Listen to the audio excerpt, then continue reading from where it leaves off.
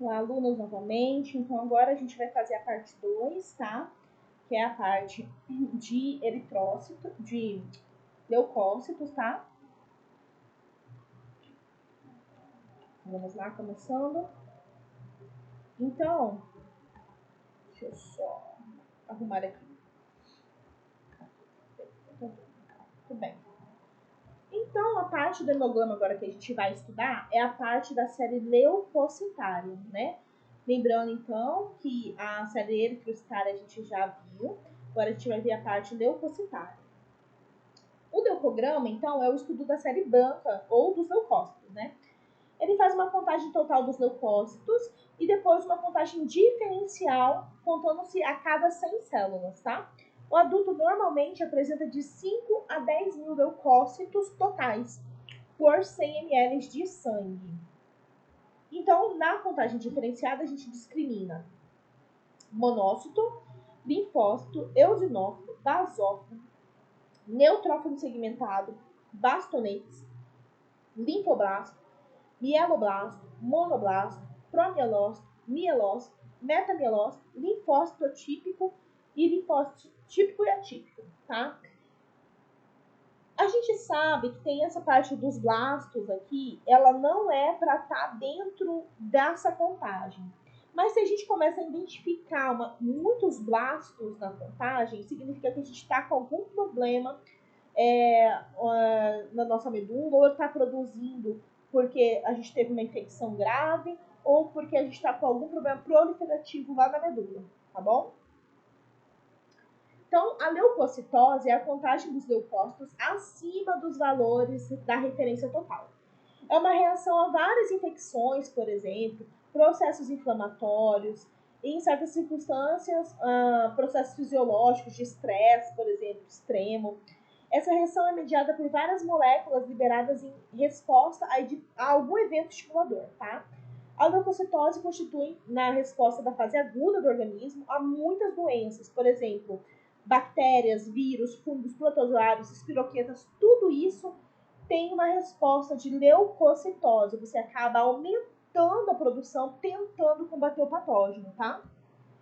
Leucopenia, então, a gente tem quando você tem uma ampla variedade de infecções virais e bacterianas, né? Então, ela é causada normalmente por uma doença viral, por exemplo, Pentobar, hepatite A e B, vírus, né, respiratório, rubéola. E as alterações agudas elas são notadas de 1 a 2 dias depois da infecção e muitas vezes podem persistir durante várias semanas, considerando a presença da infecção por salmonela, estafilococo, micobactéria, tá? Neutrófilos, né? Então, quando a gente está avaliando neutrófilos, a gente tem que prestar muita atenção numa coisa chamada desvio à esquerda. Desvio à esquerda é a resposta inicial da medula óssea frente ao processo infeccioso, que é a liberação de uma população de neutrófilos de reserva. Então, o que ela faz? Ela libera neutrófilos novinhos para dentro da circulação sanguínea. Então, vai ocorrer também a aceleração do processo de maturação e liberação das células, né?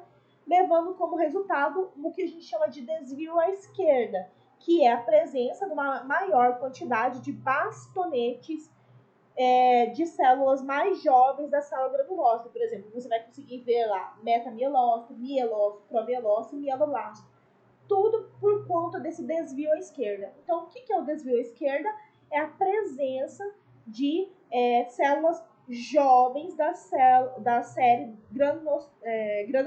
de granulócitos, certo? É a presença de células jovens da série granulócita, ou seja, você está colocando células jovens no corpo, tentando compensar aí alguma infecção que está acontecendo. Então, você tem um desvio à esquerda. Ele aparece quando? 1 ou 2 dias após a infecção, tá?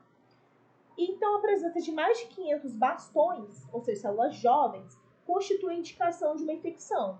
O desvio à esquerda, reacional ao processo infeccioso, é caracteristicamente escalonado, o que significa quanto mais jovem a célula, maior é essa infecção.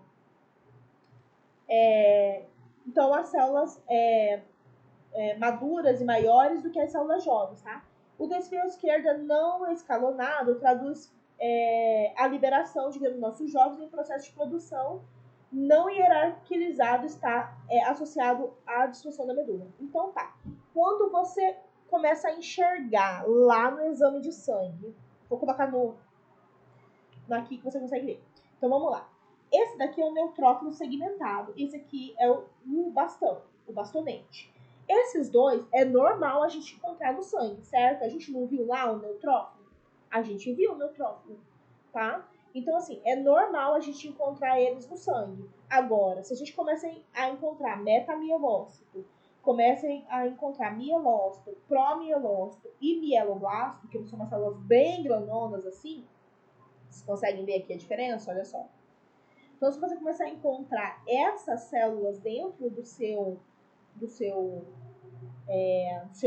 esfregaço sanguíneo, significa o quê? Que essas células, e elas forem em proporção, então assim, você tem mais meta do que mielócito, mais promielócito do que mieloblasto, significa que você está tendo uma infecção muito forte, ok? Agora, se você começar a ver uma população assim, indiscriminada, eu tenho mais mielócito do que mieloblasto, ou mais metamielócito, mais mieloblasto do que metamielócito, enfim. Se for não tem uma proporção corretinha, significa que você tem uma disfunção da medula óssea. Entenderam? Então, quando você tem uma proporção escalonada, para cada um neutrófilo, por exemplo, você tem dois. Para cada 2 neutrófilos você tem um bastão, então está escalonado. Agora, se você tiver ao contrário, significa que você tem uma disfunção, que a sua medula está produzindo qualquer coisa, soltando qualquer coisa sem nenhuma discriminação, tá? Então, a neutropenia, ou seja, menor que 1.500, é frequentemente associada a infecções virais, fenômeno de Schwartzmann, que é a coagulação intravascular, né, que leva a trombose capilar e a necrose. Então, quando você tem essa coagulação intravascular, acaba que esse neutrófilo acaba sendo muito consumido, né, porque ele faz fagocitose, lembram disso. Antibiótico, como clorofenicol, anti-inflamatório, como ibuprofeno, naproxeno, droga no tratamento da AIDS, quimioterapia oncológica, antitérmicos como dipirona, todos eles fazem baixar as defesas, ter menos neutrófilos no sangue, tá? Então, junto com o desvio à esquerda, sempre estarão presentes as granulações tóxicas, que significam você tem neutrófilos, né, com corpos de Dowling e vacúolos citoplasmáticos. Então, você tem aqui, por exemplo, um neutrófilo, né, segmentado, aqui quase segmentado, ele está segmentando aqui, e dentro dele, vocês conseguem ver, é bem pequenininho, um granulozinho roxo, aqui roxo, aqui roxo, ó, aqui roxo. Então, isso aqui é chamado de granulação tóxica. E essa granulação tóxica, ela sempre vai estar acompanhada do desvio à esquerda. Então, você sempre vai ter neutrófilos com essas granulações tóxicas, tá? Ou com vacúolos. Vocês estão vendo aqui essa parte mais esbranquiçada aqui do lado do bastão, do bastonete? Então, esse aqui é um vacúolo. Então, ele está fazendo o quê? Fagocitose, certo? Vamos falar então dos eosinófilos, né? A eosinofilia, ela está associada a fenômenos alérgicos, né? Como parasitose ou distúrbio dermatológico, exantema, doença parasitária, hipersensibilidade medicamentosa, asma, outros distúrbios cutâneos, tá? Então, isso daqui alergia, rinite, sinusite, essas coisas. Normalmente, você tem um processo alérgico instalado, tá?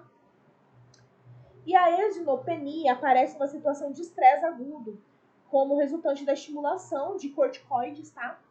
E da liberação de epinefrina, ou de ambos, em estado inflamatório agudo. Então, a eosinopenia é muito difícil da gente ver. A gente normalmente vê eosinofilia, que é muito eosinófilo, tá? Aqui.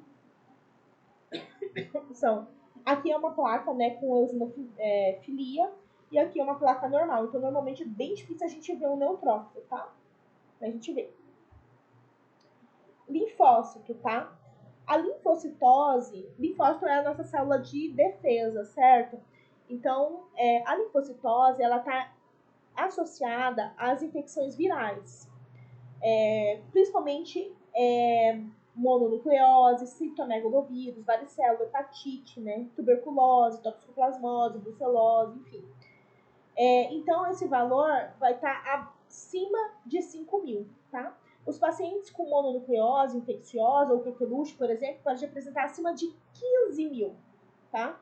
A presença de linfócitos atípicos acompanha frequentemente a linfocitose secundária a processos infecciosos, né? Então, você pode ter aqueles linfócitos atípicos, são linfócitos de outras classes, tá?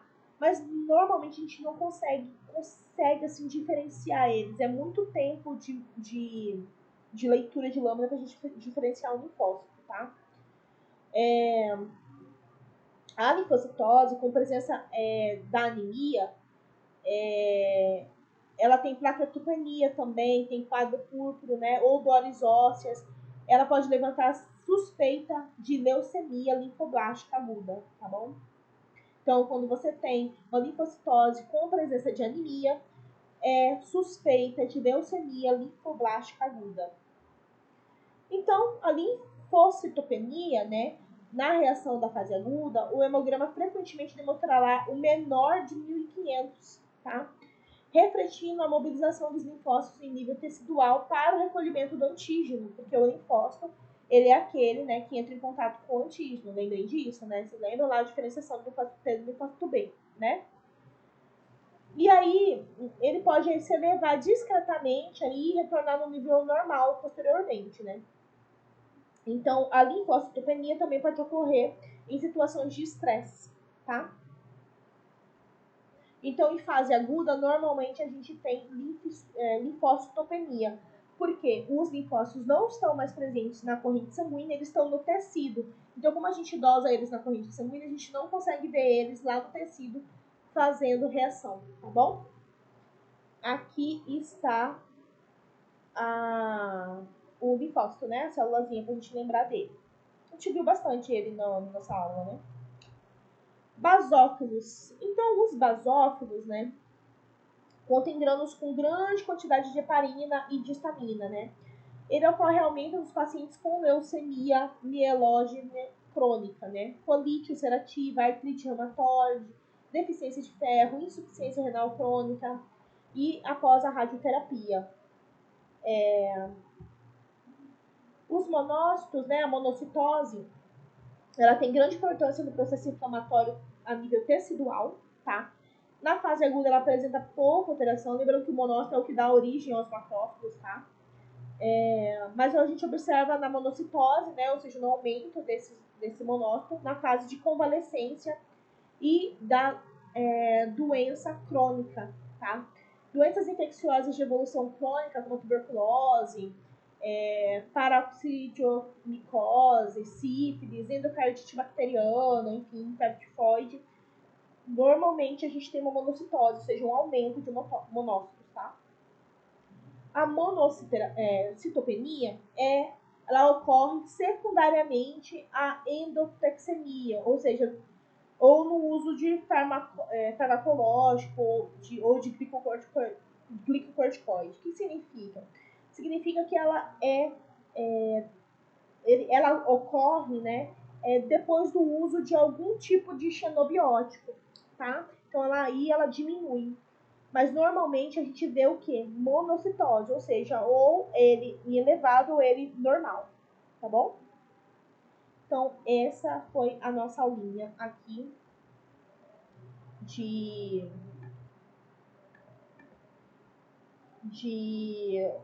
da parte de leucocitária, tá? Então, vamos fazer a última parte a parte de plaquetas, e aí a gente vai encerrar essa parte, tá? Vai faltar só doenças pra gente. Deixa eu só fechar aqui. E é isso.